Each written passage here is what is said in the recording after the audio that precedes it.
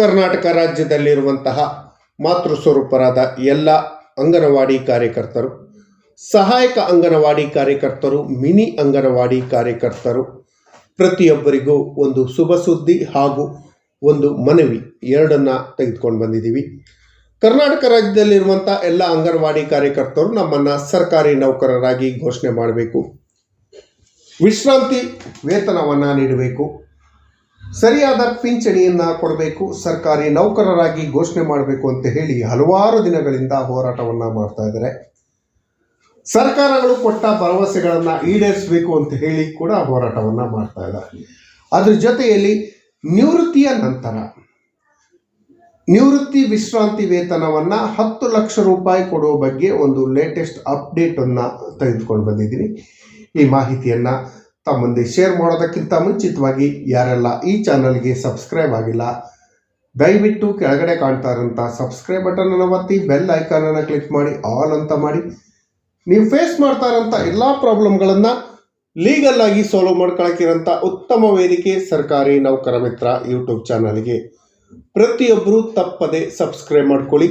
ನಿಮ್ಮ ಜೊತೆ ಯಾವತ್ತೂ ನಾವಿರ್ತೀವಿ, ನಿಮ್ಮ ಕಷ್ಟಗಳಿಗೆ ಸ್ಪಂದಿಸುವಂಥ ಕೆಲಸವನ್ನು ಮಾಡ್ತೀವಿ ಅಂತ ಹೇಳ್ತಾ, ಸ್ನೇಹಿತರೆ, ಅಂಗನವಾಡಿ ಕಾರ್ಯಕರ್ತರು ಹಾಗೂ ಸಹಾಯಕ ಅಂಗನವಾಡಿ ಕಾರ್ಯಕರ್ತರು ಹೆಚ್ಚು ಶ್ರಮ ಪಡುವಂತಹ, ಕಡಿಮೆ ಸಂಬಳ ಪಡೆಯುವಂಥ ಒಂದು ವರ್ಗ ಅಂತ ಹೇಳ್ಬೋದು. ಇವರಿಗೆ ಕನಿಷ್ಠ ವೇತನವೂ ಇಲ್ಲ, ಕನಿಷ್ಠವಾದಂತಹ ಸೌಲಭ್ಯಗಳನ್ನು ಕೂಡ ಸರ್ಕಾರ ಕೊಡ್ತಾ ಇಲ್ಲ. ಕೇಂದ್ರ ಸರ್ಕಾರ ಹಾಗೂ ರಾಜ್ಯ ಸರ್ಕಾರದ ಸಹಯೋಗದೊಂದಿಗೆ ಇಬ್ಬರು ಅನುದಾನದಲ್ಲಿ ಕೆಲಸ ಮಾಡ್ತಿರುವಂಥ ಅಂಗನವಾಡಿ ಕಾರ್ಯಕರ್ತರಿಗೆ ಕೇಂದ್ರ ಸರ್ಕಾರವೂ ಸರಿಯಾದ ಸೌಲಭ್ಯವನ್ನು ಕೊಟ್ಟಿಲ್ಲ ಹಾಗೂ ರಾಜ್ಯ ಸರ್ಕಾರ ಕೂಡ ಸರಿಯಾದ ಸೌಲಭ್ಯವನ್ನು ಕೊಟ್ಟಿಲ್ಲ. ನಮ್ಮ ಆಗ್ರಹ ಏನು ಅಂತ ಹೇಳಿದ್ರೆ, ಕಳೆದ ಚುನಾವಣೆ ಸಮಯದಲ್ಲಿ ಕಾಂಗ್ರೆಸ್ ಸರ್ಕಾರ ನಿವೃತ್ತ ಅಂಗನವಾಡಿ ಕಾರ್ಯಕರ್ತರಿಗೆ ಹಾಗೂ ಅಂಗನವಾಡಿ ಕಾರ್ಯಕರ್ತರಿಗೆ ವಿಶ್ರಾಂತಿ ವೇತನ, ನಿವೃತ್ತಿಯ ವಿಶ್ರಾಂತಿ ವೇತನವನ್ನು 3 ಲಕ್ಷ ರೂಪಾಯಿ ಕೊಡ್ತೀವಿ ಅಂತ ಹೇಳಿ ಭರವಸೆಯನ್ನು ಕೊಟ್ಟಿದ್ರು. ಇದುವರೆಗೂ ಕೊಟ್ಟಿಲ್ಲ. ಈಗ ನಾವು ತೆಗೆದುಕೊಳ್ತಿರುವಂಥ ಹೆಜ್ಜೆ ಏನು ಅಂತ ಹೇಳಿದ್ರೆ, ನಿಮ್ಮ 3 ಲಕ್ಷ ಬೇಡ, ನಿಮ್ಮ ಭಿಕ್ಷೆ ನಮಗೆ ಬೇಡ, ನಾವು ರಿಟೈರ್ಡ್ ಆದಂಥ ಸಮಯದಲ್ಲಿ ಲಮ್ ಸಮ್ ಆಗಿ ಒನ್ ಟೈಮ್ ಸೆಟ್ಲ್ಮೆಂಟ್ ಹಾಗೆ 10 lakhs ನಿವೃತ್ತಿ ವೇತನ, ವಿಶ್ರಾಂತಿ ವೇತನವನ್ನು ಕೊಡಬೇಕು. ಅದೇ ರೀತಿ ರಿಟೈರ್ಡ್ ಆದಂಥ ಸಮಯದಲ್ಲಿ ಏನು ಸ್ಯಾಲ್ರಿಯನ್ನು ತಗೊಳ್ತಿದ್ದೋ ಅದ್ರ 50% ಪ್ರತಿ ತಿಂಗಳು ಪಿಂಚಣಿಯನ್ನು ಕೊಡಬೇಕು. ನಾವು ಗೌರವಿತವಾಗಿ ಜೀವನ ಮಾಡೋಕ್ಕೆ ಅವಕಾಶವನ್ನು ಮಾಡಿಕೊಡ್ಬೇಕು ಅನ್ನೋದು ನಮ್ಮ ಆಗ್ರಹ. ಸರ್ಕಾರಗಳು ಕೊಟ್ಟ ಭರವಸೆಯನ್ನು ಈಡೇರಿಸಬೇಕು, ಕೊಟ್ಟ ಮಾತಿಗೆ ತಕ್ಕಂತೆಯೇ ನಡ್ಕೊಳ್ಬೇಕು ಅನ್ನೋದು ನಮ್ಮ ಆಗ್ರಹ. ಪ್ರತಿಯೊಬ್ಬ ಅಂಗನವಾಡಿ ಕಾರ್ಯಕರ್ತರಿಗೂ ಕೂಡ ಸರ್ಕಾರಿ ನೌಕರರಾಗಿ ಘೋಷಣೆ ಮಾಡಿ, ಸರ್ಕಾರ ಯಾವ ರೀತಿ ಸರ್ಕಾರಿ ನೌಕರರಿಗೆ ಸೌಲಭ್ಯಗಳನ್ನು ಕೊಡುತ್ತೋ ಅದೇ ಸೌಲಭ್ಯವನ್ನು ಸರ್ಕಾರಿ ನೌಕರರಾಗಿ ಪರಿಗಣಿಸಿ ಅಂಗನವಾಡಿ ಕಾರ್ಯಕರ್ತರು ಹಾಗೂ ಸಹಾಯಕ ಅಂಗನವಾಡಿ ಕಾರ್ಯಕರ್ತರಿಗೆ ಕೊಡಬೇಕು ಅಂತ ಹೇಳಿ ಒಂದು ಬಿಗ್ ಸ್ಟೆಪ್ಪನ್ನು ತೆಗೆದುಕೊಂಡಿದ್ದೀವಿ. ಈ ಬಿಗ್ ಸ್ಟೆಪ್ಪಿಂದಾಗಿ ನಿಮ್ಮೆಲ್ಲರ ಜೀವನಕ್ಕೆ ಒಳ್ಳೆಯದಾಗತ್ತೆ. ಅದೇನು ಬಿಗ್ ಸ್ಟೆಪ್ಪು, ಇದಕ್ಕೆ ನಿಮ್ಮೆಲ್ಲರ ಸಹಕಾರ ಹಾಗೂ ಬೆಂಬಲದ ಅವಶ್ಯಕತೆ ಇದೆ ಅಂತ ಹೇಳ್ತಾ ಈ ವಿಡಿಯೋನ ಸಂಪೂರ್ಣವಾಗಿ ನೋಡಿ. ಪ್ರತಿಯೊಬ್ಬ ಅಂಗನವಾಡಿ ಕಾರ್ಯಕರ್ತರು ಇದೇ ತಿಂಗಳ 21ರಂದು ಬೃಹತ್ ಪ್ರತಿಭಟನೆಯನ್ನು ಹಮ್ಮಿಕೊಂಡಿದ್ದಾರೆ. ಬೆಂಗಳೂರು ಹಲವಾರು ವರ್ಷಗಳಿಂದ ಅಂಗನವಾಡಿ ಕಾರ್ಯಕರ್ತರು, ಸಹಾಯಕ ಕಾರ್ಯಕರ್ತರು ತಮ್ಮ ವಿವಿಧ ಬೇಡಿಕೆಗಾಗಿ ಹೋರಾಟಗಳನ್ನು ಮಾಡ್ತಾ ಇರೋದನ್ನು ನೀವು ನೋಡಿದ್ದೀರಿ. ಫ್ರೀಡಮ್ ಪಾರ್ಕಲ್ಲಂತೂ ಹೆಚ್ಚು ಕಡಿಮೆ ಒಂದು 100 ಸ್ಟ್ರೈಕ್ಗಳು ಆಗಿರ್ಬೋದು. ಜಿಲ್ಲಾ ಕೇಂದ್ರಗಳಲ್ಲಿ ಸ್ಟ್ರೈಕ್ ಆಗಿದೆ, ವಿಧಾನಸೌಧದ ಮುಂದೆ ಸ್ಟ್ರೈಕ್ ಆಗಿದೆ, ಎಲ್ಲ ಕಡೆ ಸ್ಟ್ರೈಕ್ ಆಗಿದೆ. ಈಗ ನೆಕ್ಸ್ಟ್ ಲೆವೆಲ್ ಸ್ಟ್ರೈಕನ್ನು ದೇಶದ ರಾಜಧಾನಿ ನವದೆಹಲಿಗೆ ಶಿಫ್ಟ್ ಆಗಿದೆ.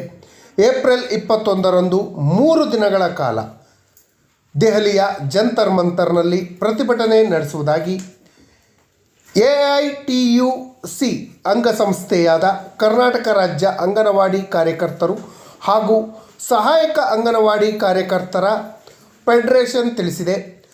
ಸುದ್ದಿಗೋಷ್ಠಿಯಲ್ಲಿ ಇದರ ಬಗ್ಗೆ ವಿವರವನ್ನು ನೀಡಿದಂಥ ಅಧ್ಯಕ್ಷರಾದ B. ಅಮ್ಜದ್ ಅವರು ಗೌರವಧನ ಸ್ಯಾಲರಿಯನ್ನು ಕೊಡುವ ಬದಲಿಗೆ, ಅಂದರೆ ಗೌರವಧನ ಸ್ಯಾಲರಿ ಸಂಭಾವನೆಯನ್ನು ಕೊಡುವುದರ ಬದಲಿಗೆ ಕನಿಷ್ಠ ವೇತನವನ್ನು ಜಾರಿಗೊಳಿಸಬೇಕು.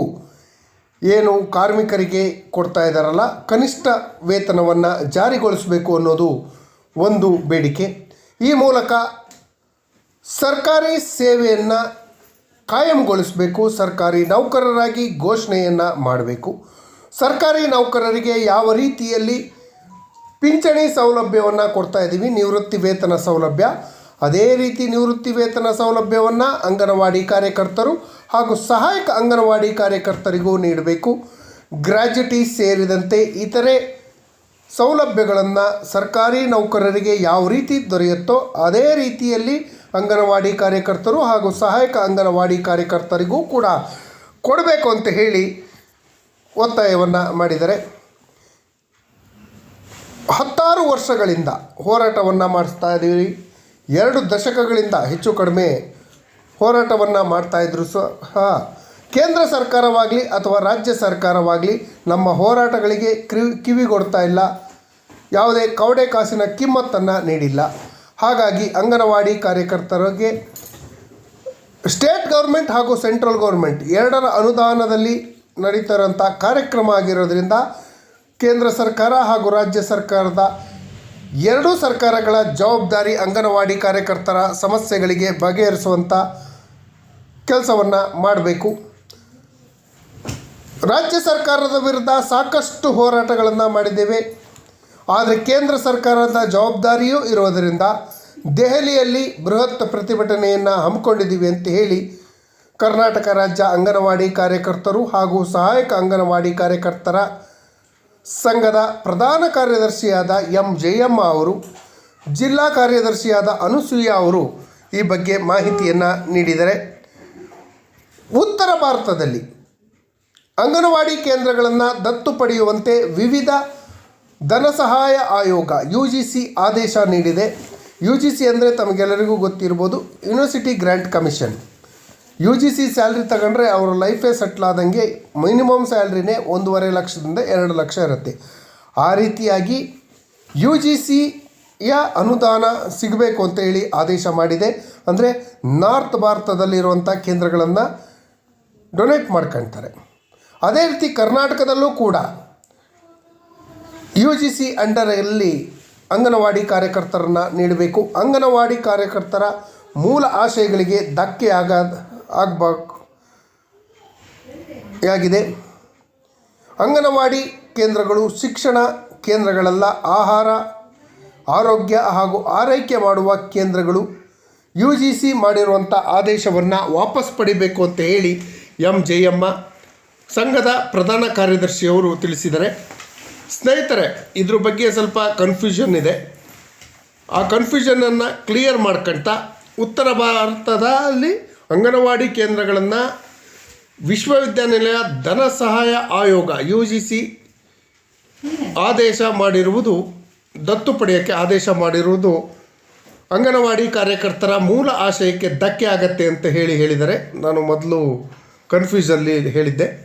ಅಂಗನವಾಡಿ ಕೇಂದ್ರಗಳು ಶಿಕ್ಷಣ ಕೇಂದ್ರಗಳೆಲ್ಲ ಆಹಾರ ಹಾಗೂ ಆರೋಗ್ಯ ಆರೈಕೆ ಕೇಂದ್ರಗಳು. ಆದ್ದರಿಂದ UGC ತನ್ನ ಆದೇಶವನ್ನು ವಾಪಸ್ ಪಡಿಬೇಕು ಅಂತ ಹೇಳಿ ಒತ್ತಾಯವನ್ನು ಮಾಡಿದ್ದಾರೆ.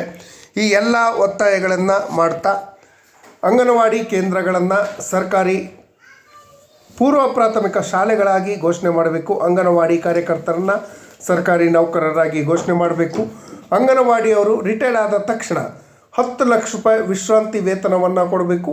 ಅಂಗನವಾಡಿ ಕಾರ್ಯಕರ್ತರು ಕೊನೆ ತಿಂಗಳು ಎಷ್ಟು ಸ್ಯಾಲ್ರಿ ತಗೊಳ್ತಾ ಇದ್ರು ಆ ಸ್ಯಾಲ್ರಿಯ 50% ಪ್ರತಿ ತಿಂಗಳು ಪಿಂಚಣಿಯನ್ನು ಕೊಡುವಂಥ ವ್ಯವಸ್ಥೆಯನ್ನು ಮಾಡಬೇಕು ಅಂತ ಹೇಳಿ ಹೋರಾಟವನ್ನು ಮಾಡ್ತಾ ಇದ್ದಾರೆ.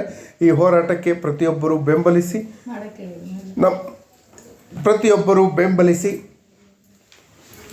21ನೇ ತಾರೀಕು ಏನಾಗತ್ತೆ ಅಂತ ನೋಡೋಣ. 21, 22, 23 3 ದಿನ ದೆಹಲಿಯ ಜಂತರ್ ಮಂತರ್ನಲ್ಲಿ